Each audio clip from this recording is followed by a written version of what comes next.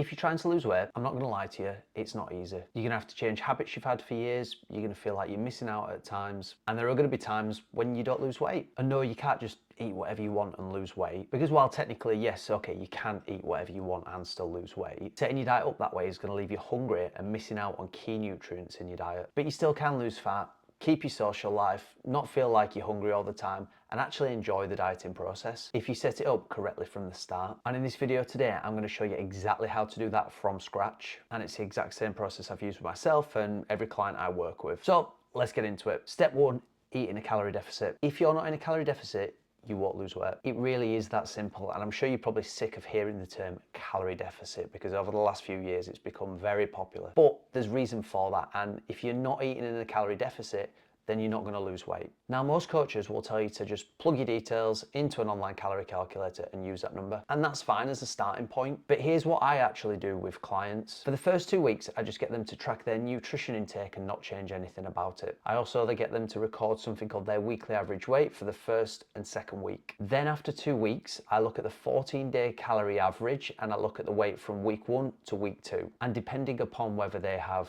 gained, lost, or maintained their weight will allow me to calculate what their maintenance calories are, and then from there set the appropriate calorie deficit. And this is my preferred method for setting a calorie target, whether that's I'm looking at weight maintenance, weight gain, weight loss. However, unless you're working with a coach or have done this method before, then I probably would recommend using a calorie calculator to begin with. If I was going to recommend an online calorie calculator, I'd probably recommend calculator.net. I would then work out your maintenance calories and reduce this daily number by either 500, 750, or 1,000 calories, depending upon how aggressive you want to go with the diet. For most people though, I would recommend starting with a 500 calorie per day deficit. This is nothing too extreme, and then when eventually your weight loss does start to plateau a little bit, you've still got some room to drop further calories. However, if you have dieted before, if you are working with a coach, then you can take it a little bit more aggressive if you want to. Once you have worked out your maintenance calories,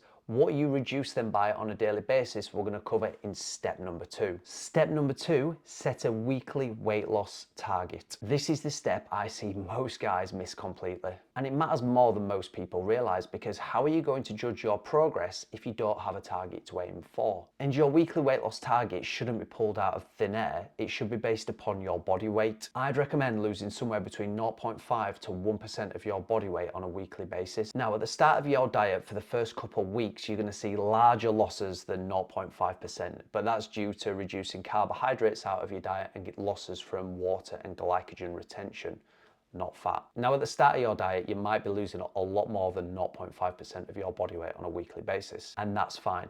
That is from the reduction of overall calories and carbohydrates in your diet, therefore losses in water and glycogen, not fat. Then after the first 2 to 4 weeks, your weight loss will start to slow down. Now, for most people starting out, I would recommend losing around 0.5% of your body weight on a weekly basis. Now, this means you will need to reduce your calories roughly by around 500 per day. And this is not an aggressive deficit, and it means that hunger is not going to be an issue, and then when your weight does start to plateau, you can always increase a little bit further. And dieting is a skill. Every time I've done a diet, it's always become easier and easier. So as you start to get more experience with dieting, then you might decide you want to go towards 0.7% or 1% of body weight on a weekly basis. But if you're starting out, 0.5% of weekly weight loss is a great place to start. Step 3, record your weekly average weight. Now let me start by explaining why I use a weekly average weight than just weighing yourself once per week on the same day. Your weight is going to fluctuate so much, and that's due to fiber, sodium, water, calories, sleep, stress. There's so many factors that come into it, which means if you're weighing yourself once per week, on that day, one of these things could affect that reading, and it's not going to give you a true gauge of your progress. Therefore, if we use a weekly average weight, it's going to take all these things into consideration and give us a much better idea of what is actually happening with your body weight. Now, I know for some people it can be quite stressful or disheartening weighing themselves daily. Now, you don't have to weigh yourself daily, but I would recommend either daily or at least 4 times per week. And then what I would do is, so say you've weighed yourself 4 times per week to record your weekly average weight, you would add those 4 weigh-ins together and then divide by 4. If you've done it for 5, the same, 6, 7, whatever it is. But you need to remove the emotional attachment to the scale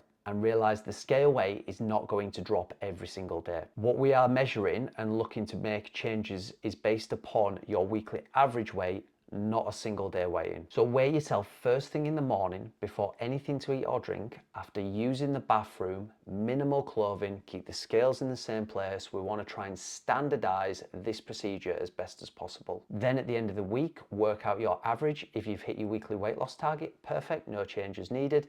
If not, then wait 2 to 4 weeks, and that's when it's time to make an adjustment. Step 4, set your protein intake. Whether this is your first diet or your 10th, one of the primary focuses should be to not lose any muscle mass. Now, I should also say that the more aggressive you do go with that deficit, the greater chance you do have of losing more muscle mass.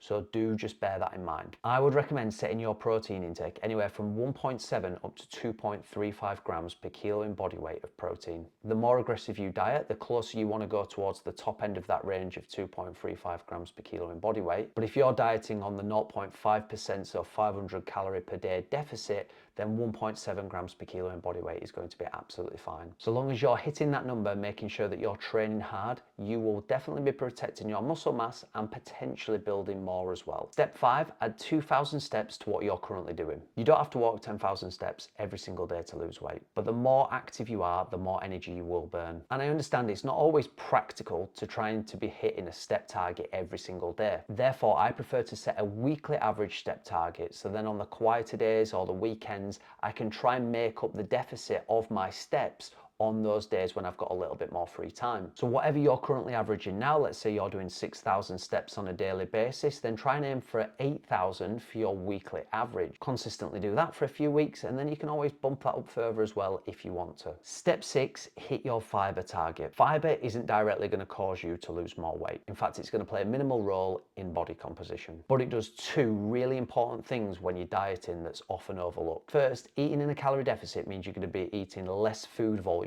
overall, which means that you're in a greater risk of being nutrient deficient in certain vitamins and minerals. So having a high fiber target set will hopefully mean that you're eating more fruits and veggies in your diet and whole grains and these foods that tend to have a lot more vitamins and minerals in, which is going to ensure the quality of your diet is high and therefore hopefully not missing out on as many of these nutrients as you potentially could be. But secondly, fiber fills you up. We want to shift your diet away from low nutrient, high calorie, highly palatable foods more towards low calorie, high volume food, because these are going to keep you full for longer and making sure that you're hitting your nutrient targets. So think about swapping chips, pizza, pasta, more for a lot more vegetables to be included in your diet. That's not to say you can't ever eat them foods, but we want to be trying to opt for more of the fruits, veggies, whole grains, etc. into your diet. Aim for at least 14 grams of fiber for every 1,000 calories you're eating. Okay, final mentions, carbohydrate and fat intake. You'll have noticed I've not given a carbohydrate or a fat recommendation in this video. And for most fat loss diets, you don't need one. In fact, I'd probably encourage most people not to have one because it's going to allow you to have a little bit more flexibility and freedom in your diet. One day you might want more carbohydrates, one day you might want more fats in your diet. So long as you are not going over your calories, you are reaching your protein target and you are hitting your fiber target, then flip-flop between carbs and fats. This will make your diet much more sustainable over the long term. Cardio. You'll also know that I've not mentioned any cardiovascular work. If you're currently doing cardio or if you want to do cardio, then go for it. The health benefits are endless. But as a fat loss tool, cardio is pretty inefficient. You don't burn anywhere near as much energy as people like to assume, which is why I don't use cardio as a fat loss tool very often. The only time I will ever really use it is if somebody is on low calories and they don't want to reduce their calories any further. But as a first time approach, I wouldn't be using cardio as a fat loss tool. Okay, so to quickly summarize, here's how I would set up your diet for a fat loss phase. Eat in a calorie deficit, set a weekly weight loss target, record your weekly average weight, eat 1.7 to 2.35 grams per kilo in body weight of protein, record your weekly average steps and add 2,000 more to what you are currently doing. Aim to eat 14 grams of fiber for every 1,000 calories you consume. You don't have to perform cardio for fat loss, and I would recommend flip-flopping between carbs and fats in your diet. And if you're currently in that awkward stage of you're not sure whether you should be dieting to lose weight or bulking to build muscle, I've created a free quiz to help you decide whether you should be focusing on on a fat loss phase, a gaining phase, or a recomp. It takes less than 60 seconds to complete, and I'll link it in the description below and also pin it to the first comment. And if you want a full breakdown on how I decide whether someone should cut, bulk, or recomp, I've also recorded a full video on that, which I'll link somewhere here on the screen for you to be able to watch next. Thanks for watching. Remember, any questions, please leave them in the comments below, and I'll see you at the next one.